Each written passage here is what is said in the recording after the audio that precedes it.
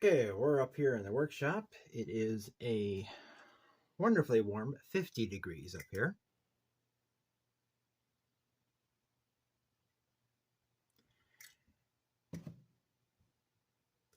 Going to be getting heat on here soon, up here soon. Don't know when. It's been in the 50s and such for a week. After they had that really cold snap, it warmed right up. Went from minus 20, went from the 40s to minus 20, back up to the 40s and 50s. So it's been warm up here. It's 62, 64 downstairs. It's set at 60. Thermostat is set at 60 or 61, somewhere around there. And it's 60, about 62, 64 downstairs. It's 50 upstairs. There's only one heat run that supplies heat upstairs, which even with a hole in the wall out front, that if you pull the wallpaper back, you can see out the hole because the sills rotted away. That has to be fixed eventually. Eventually, I'm going to be putting some cement in that hole to just patch up that hole, insulate the inside of the house a little bit more, and get some warmth in the basement. The basement is warm now. We got something fixed in the furnace. It wasn't running very well. We got that fixed last year, before last winter, and the basement's heated now without there being actual heat runs in there. Just the ambient heat coming off the heat runs that go through the basement warmed up the basement, and the upstairs is warmer now as well. But still, it can get down to the 30s up here. So for heat upstairs, also kind of necessary to sleep upstairs. Everything's a mess upstairs because we don't sleep upstairs. We sleep downstairs. So that's why most of the stuff, most of the reason why it's a mess up here, because they just don't come up here. It's the storage. But you'll see that start to slowly, you'll see this mess of storage stuff behind me get sorted through, go back in the storeroom and stuff like that. So the workshop will start looking a bit more like a workshop instead of a storage unit. So, but besides that, we're also going to be working on some other model railroad projects. But right to now, this video is going to be an operations video, a behind the scenes operations video. Now this is an operations video that you will probably not see a single train move. Now the reason for this is because I did GMRI. This road runs on GMRI. I did it enough that I could get cars going from staging basically to the industries and out. But then I didn't do anything really beyond that, and I couldn't get the staging to work properly. So I had the Rochester being a yard, and when it's just a yard on GMRI, the loads don't switch. So you get the cars going to the yard. Once they cycled through once, there's a few cars that haven't cycled through, but it hasn't pulled them out yet. Once you get all those through, then you're out of cars, and guess what? Then nothing moves in the layout. So there's absolutely nothing in the layout right now other than the DC locomotives, which we'll do a video on that probably after the heat is done. We'll do a video on the DC locomotives and show what ones work, what ones don't, and how well they work, and what ones smell when they run. It's probably because they haven't run for a long time. I mean, I bought these locomotives 10 years ago. All these 10 locomotives I bought for 10 years ago, and they've been sitting for about 10 years before that. So they've been sitting a good 20 years. So that probably accounts for the smell. Probably some lubricant that's heating up and smells. Probably all of them could use a good motor cleaning and clean all that gunk out of there and re-lubricate them. Probably some dust in there. Maybe take a vacuum to them. But I have the two DC and sound locomotives up here. The GP18 is downstairs. Of course, the Baltimore Ohio GP30 is DC and C and sound, but it's not powered. I have to replace the gears on that. That's a Proto 2000, with probably the reason why the previous owner took out the gears, because they broke. Like, those locomotives are known to break, but you can replace the gears. I'll do that eventually. There's another project that I got to do. The GP18 is downstairs. I didn't bring it upstairs. I was going to bring it upstairs, but I was carrying my laptop and carrying the mini tripod. I have another mini tripod in order. That's for rail fanning, a flexible tripod that I can put on the dashboard, and it will go lower down, so I don't have to balance this one. But that's an order that will be here. That's supposed to be here the 13th, so it won't be in time for this stream. So this layout is not that big. I mean, we'll flip the camera around. Okay, now this is the layout. Very small. Just two industries. Right now, it'll be more. Eventually.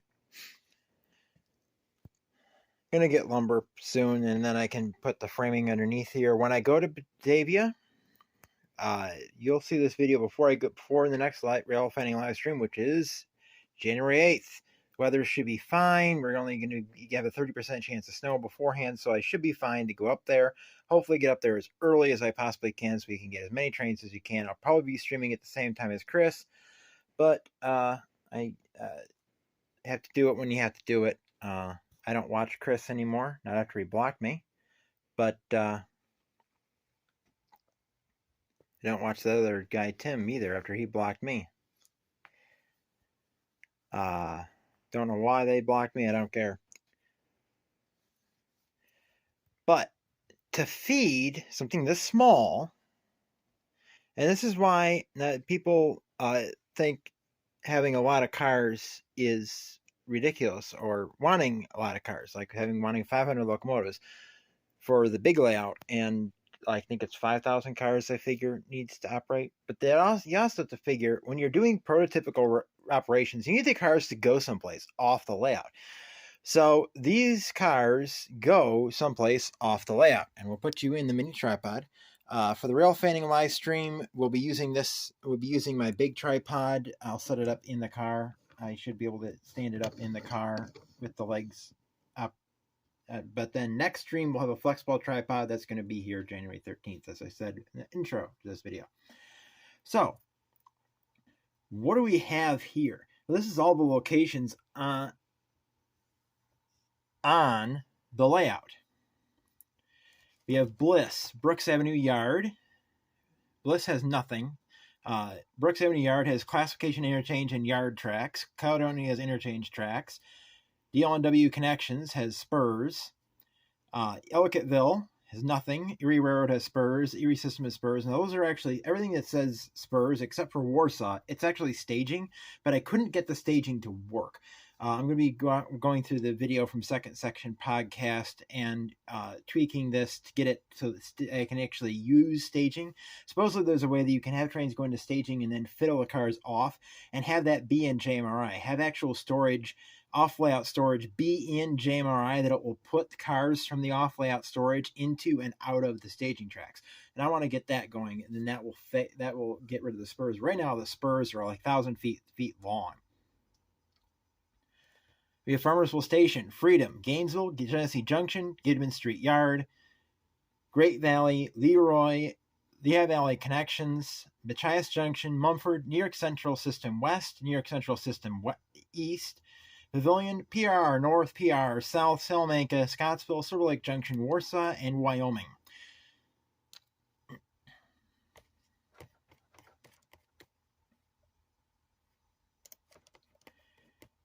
And we have routes. We have the B&O South, the B&O North, B&O South, Buffalo, DL&W Interchange, Erie, Genesee Turn, Lehigh Valley, LV Interchange, NYC Eastbound, NYC Interchange, NYC Westbound, PRR, and the switch job. Now, the switch job is the only on-layout train. That train, it gets built on the rails over there. The locomotive and cars gets put on the track, and it gets shoved down into the industries down here. That's the only route on this layout that actually does anything. It only does it at the very end. So we have a whole lot of backstage going on with the layout. And here's all my cars. I have 50 cars in here. For some reason, okay, now what we're going to do is we're going to check all these, and we are going to build. I'm not sure why the switch job, it gives me I can have 105 cars on that, and I can't on anything else. So let's take a look at what we got here. Okay, the B&O 100 is a southbound. It's going to be picking up Missouri Pacific 31325. A boxcar from track 5, Chesapeake and Ohio boxcar, Chesapeake and Ohio gondola from track 5, two B&O coal cars from track 6, and a BR&P coal car from track 6. So that is the BR&P coal car right there.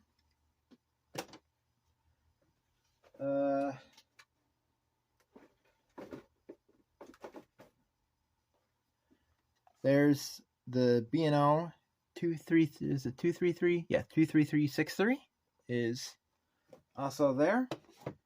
And the B&O 166107 was going to be picked up. Nope. We have another B&O coal car that's going to be picked up. Is that this one? Yeah. Here we go. 532000. So those are the coal cars that are getting picked up. And then we have a Chesapeake and Ohio gondola, which is right here. And Missouri Pacific boxcar, which is right here. So that's going, those 5 cars are going south in the B&O 100. It goes through, it drops off the Missouri Pacific boxcar at Silver Lake Junction. So that is going to Silver Lake Junction, which is with the Erie stuff. No. Silver Lake Junction has the Wabash. Erie cars are in the Erie River. Then it goes through Gainesville, Bliss, Freedom, Farmersville Station, Machias Junction, where they have a PRR interchange, and then it goes to Ellicottville and then Great Valley, and then ends up in Salamanca, where the rest of these cars get dropped off at Salamanca.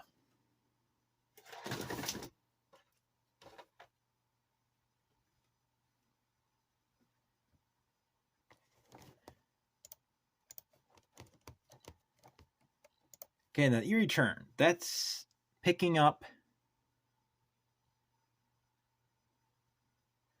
That is dropping off those 2 cars, these 2 Erie cars, at Genesee Junction. So those are getting pretty close to coming back.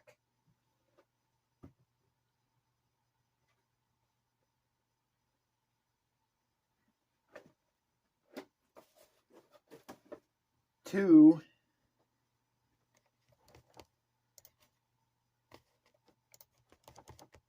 now the Erie local, it's going to pick up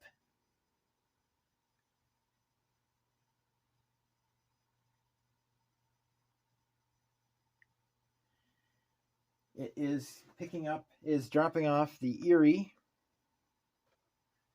is taking an Erie coal car to Silver Lake Junction and dropping it off, and it's picking up an Erie, the CP gondola. So therefore, that's 1 car that's probably going to be picked up it'll be probably picked up with the next northbound train, maybe, unless it actually gets picked up this time. I'm not sure. Now the Genesee turn, that has 0 cars. That goes from Brooks Avenue Yard to Genesee Junction, and then goes back to Brooks Avenue Yard. That's not going to be doing anything.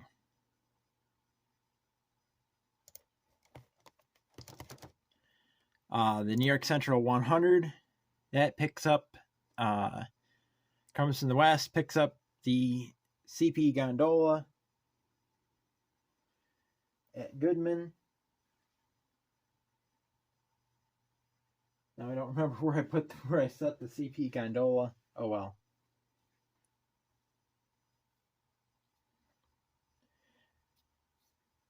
And this is going out of focus again. Come on, there we go. Why is that keep going out of focus? Come on. I don't know why my camera kept going out of focus. So that will take care of that car. I'm not going to move the cars around. I'll figure it out once I can go back through JMRI and I can mark everything where it goes and such later. Now the New York Central turn, that's picking up 4 cars from Goodman Street Yard, and it's going to it's picking up the Seaboard Airline boxcar from Goodman. It's going to Brooks Avenue Yard, picking up the Seaboard Airline boxcar 19260, and then setting out the 4 cars it brought from Goodman Street Yard on Brooks Avenue Yard, and then returning to Brooks Avenue Yard to Goodman Street Yard with the Seaboard Airline 19260. Now the switch job, also, again, nothing to move because everything's been moved so much, it doesn't have anything to do. Now the It leaves DLNW connections. It goes to Caledonia. It picks up the gondola at Caledonia and takes it back to the DLNW. Eventually, I'll build out the DLNW route so it'll be leaving from a yard and going to there and going back. Get a little bit more detail and behind the scenes. And rename this and have it be west, so it's a little bit less confusing because I don't remember what I named these things. What I'll probably do is I'll probably have the Erie train that interchanges with the B&O and Genesee Junction. I will probably have that coming out of Avon, going up, and then going back down. So I'll have a few more locations added for that trip as well. Now the B&O 100. Now this has got 3 cars. It's picking up the Elgin, Joliet, and Eastern, the CP, and the C&O coal car at Salamanca, and it's taking them up to, it's setting out the EJ&E at the DL&W interchange, the LV DL&W interchange track in Caledonia, and then the other 2 arrive up in Rochester at the Brooks Avenue yard. So those will be ready to come down the next time. Now the 201, that also has no work. And the PRR turn, which goes from the PRR north, comes down the Machias Junction, and then goes to the south, and then comes back up, goes to Machias Junction, and then terminates in the north. We say that goes down to Olean and such. So let's go through here. Move each one of these once. So now the 100 is at Genesee Junction, the Erie turn is at Genesee Junction, the Erie local is at Silver Lake Junction, the Genesee turn is at Genesee Junction, the New York Central 200 is at Goodman Street Yard, the New York Central turn is at Brooks Avenue Yard, the switch job is at Genesee Junction, the DL&W local is at Caledonia, and so is the Lehigh Valley local. Hey, whoa, getting in each other's way there. B&O 101 is at Great Valley. New York Central 201 is at Goodman Street Yard. And the PRR turn is at Machias Junction. Now let's go back down here. The 100 moves to Scottsville. The Erie turn is back at the Erie system and will terminate that. The Erie local is back at the Erie Railroad and will terminate that. Genesee turn, that gets moved and terminated. New York Central 200 moved and terminated. They got to add more to that trip. New York Central turn moved and terminated. Switch job move. That's now in Scottsville. It's right with the B&O 100. Okay. DL&W local, that's taken care of. LV local, that's taken care of. Okay, I moved the 101 twice. I skipped over Ellicottville, right to Machias Junction. New York Central 201. And we'll terminate that one. Okay, we'll get the 100 to Mumford to Caledonia. Now it's in Leroy. Now we'll move this one to Mumford. That one's Farmersville Station, Pavilion, Caledonia, Freedom, Bliss, Leroy, Wyoming, Warsaw, Pavilion, Gainesville, Silver Lake Junction, Wyoming, Silver Lake Junction. Now there was a siding in Silver Lake Junction, so they could pass at Silver Lake Junction, so that's not too unreasonable. Now the switch job in Warsaw. Now he's in Gainesville and he's in Warsaw. He goes to Wyoming, to Pavilion, and he's coming up behind him. Bliss, Freedom, Farmersville Station, Leroy, Scottsville, Caledonia. He's in Machias Junction. He's in Mumford. He's in Genesee Junction. And he's in Brooks Avenue Yard, and we terminate him. And he's in Scottsville, Ellicottville, Great Valley, Genesee Junction, Brooks Avenue Yard, terminate that, and then to Salamanca and terminate that. So there's a little bit of behind-the-scenes work of how we have cars moving off the layout just to give it some time before they come back on the layout, so they're not going off and then coming right back on. So they're actually going places. Granted, it's not as in-depth as you could go. I mean, you could have every location in the United States, but that would be a little bit hard to manage on JMRI. You could do it. If you had somebody actually sitting there moving all the trains as they were moving, you could do that. You had somebody walking around with a laptop, keeping track of the trains as they move. You definitely could do that. That could be a job in of itself, just keeping track of the trains and moving on and off the layout and where they are and what they're doing. It wouldn't be quite a dispatcher. It would be more like a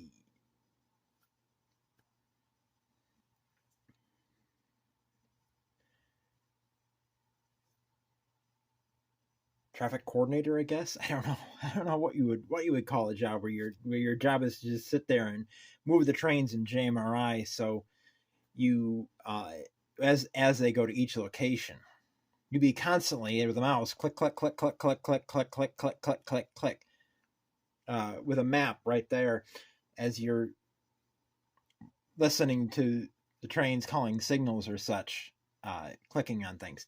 So that's it for this video. I might go through this some more and get some cars on the train and deliver them. But from CP Silver Springs, Milepost 368 in Norfolk Southern Tier Line, keep on loving trains. Tim out.